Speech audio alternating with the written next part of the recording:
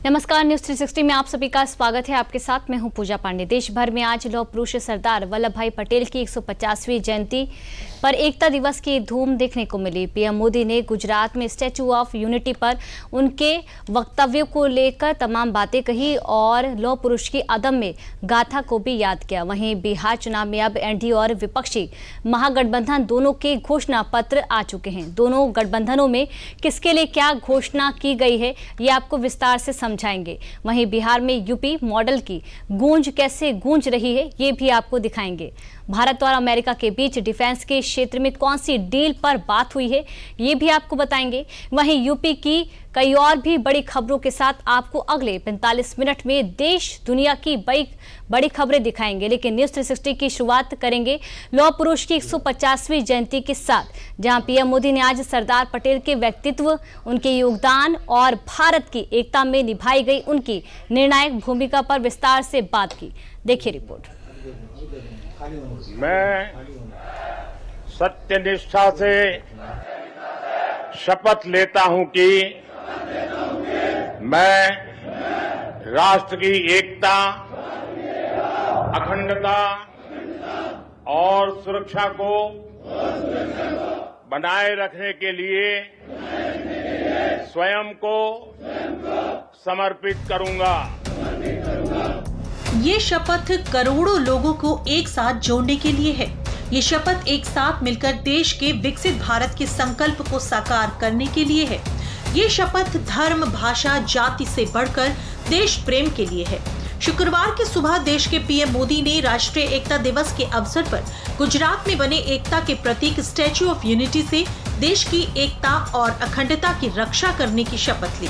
उनके साथ देश के अलग अलग राज्यों में राष्ट्रीय एकता दिवस के अवसर पर मनाए जा रहे कार्यक्रम रन फॉर यूनिटी से देशवासियों ने भी राष्ट्रीय एकता की शपथ ली। पीएम मोदी ने स्टैच्यू ऑफ यूनिटी से सभी को शपथ और एकता दिवस का महत्व समझाया। आज करोड़ों लोगों ने एकता की शपथ ली है। हमने संकल्प लिया है कि हम ऐसे कार्यों को बढ़ावा देंगे जो देश की एकता को मजबूती दें।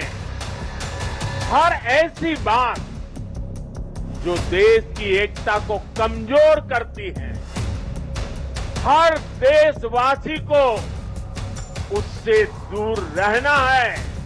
ये राष्ट्रीय कर्तव्य है। ये सरदार साहब को सच्ची श्रद्धांजलि है। यही आज देश की जरूरत है। यही आज एकता दिवस का हर भारतीय के लिए संदेश भी है, संकल्प भी है। पीएम मोदी ने भारत के लौह पुरुष सरदार वल्लभ भाई पटेल की 150वीं जयंती के मौके पर एकता नगर में बनी 182 मीटर ऊंचे देश की एकता का प्रतीक स्टैच्यू ऑफ यूनिटी पर पुष्पांजलि अर्पित की। पीएम मोदी ने सरदार पटेल की प्रतिमा के चरणों में जल चढ़ाने के साथ उन्हें नमन किया। पीएम मोदी ने उनके सिद्धांतों को याद किया। सरदार साहब ने जो नीतियां बनाई, जो निर्णय लिए, उन्होंने नया इतिहास रचा। के बाद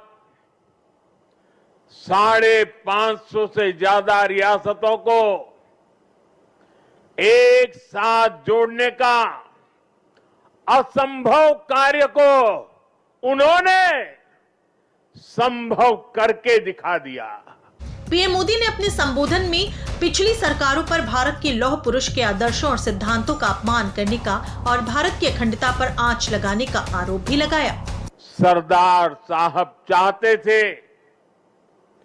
जैसे उन्होंने बाकी रियासतों का विलय किया, वैसे ही पूरे कश्मीर का विलय हो। लेकिन नेहरू जी ने उनकी वो इच्छा पूरी नहीं होने दी। जो काम अंग्रेज नहीं कर पाए, वो काम कांग्रेस ने कर दिया। कांग्रेस ने मजहबी आधार पर वंदे मातरम के एक हिस्से को ही हटा दिया। यानी कांग्रेस ने समाज को भी बांटा और अंग्रेजों के एजेंडे को भी आगे बढ़ाया। राष्ट्रीय एकता दिवस को और भी ज्यादा भव्य बनाने के लिए गणतंत्र दिवस की तरह ही राष्ट्रीय एकता दिवस के मौके पर परेड कराई गई, जिसमें 10 झांकियां निकाली गईं। परेड में एनडीआरएफ, एनएसजी, जम्मू कश्मीर, अंडमान निकोबार, पुडुचेरी, महाराष्ट्र, गुजरात, मणिपुर, छत्तीसगढ़ और उत्तराखंड की झांकियां शामिल हुईं। साथ ही सुरक्षा बलों ने भी परेड के दौरान अपना दमखम दिखाया। कार्यक्रम के दौरान वायुसेना की सूर्य किरण टीम ने फ्लाई पोस्ट किया। एनएसजी का हेल मार्च, सीआरपीएफ और गुजरात पुलिस की महिला विंग राइफल ड्रिल, बीएसएफ का डॉग शो और असम पुलिस का मोटरसाइकिल स्टंट शो भी हुआ। आपको गुजरात के केवड़िया में हुई परेड से जुड़ी कुछ और दिलचस्प बातें बता देते हैं। परेड में शामिल सभी टुकड़ियों का नेतृत्व महिला अफसरों ने किया। परेड में बीएसएफ, सीआईएसएफ, आईटीबीपी, सीआरपीएफ और सीमा सुरक्षा बल समेत 16 टुकड़ियों ने हिस्सा लिया। परेड में ऑपरेशन सिंदूर में बीएसएफ के 16 पदक विजेता और सीआरपीएफ के 5 शौर्य चक्र विजेता भी शामिल हुए। परेड का नेतृत्व हेरोल्डिंग टीम के 100 सदस्यों ने किया, जबकि 9 बैंड टुकड़ियां और 4 स्कूल बैंड ने परेड में परफॉर्म किया। पीएम मोदी ने नक्सलवाद के खिलाफ बीते कुछ सालों में केंद्र सरकार की कड़ी कार्रवाई की भी बात की। देश के विकास में गतिरोधक बनने वाले नक्सलवाद पर कड़े प्रहार की बात की। 2014 के बाद हमारी सरकार ने नक्सलवाद, माओवादी आतंक पर प्रचंड प्रहार किया।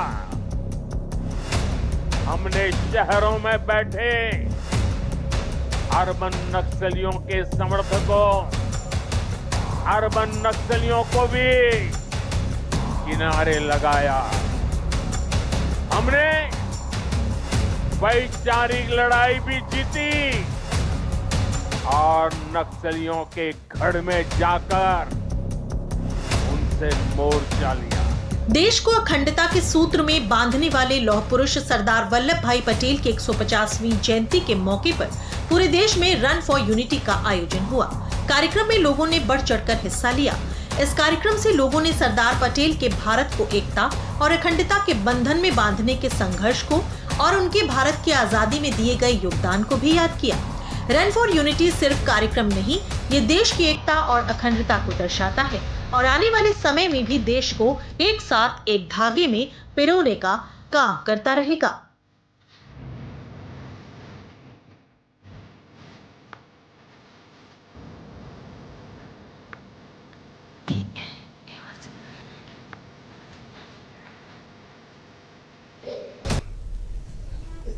आज आर्य समाज की भी 150वीं